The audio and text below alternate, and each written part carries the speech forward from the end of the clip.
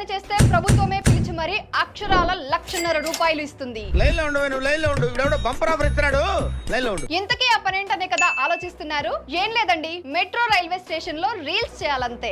ఏంటి దానికేమైనా బుర్ర పని చేయట్లేదా, ఇలా చెప్తుంది ఏంటి అనుకుంటున్నారు కదా.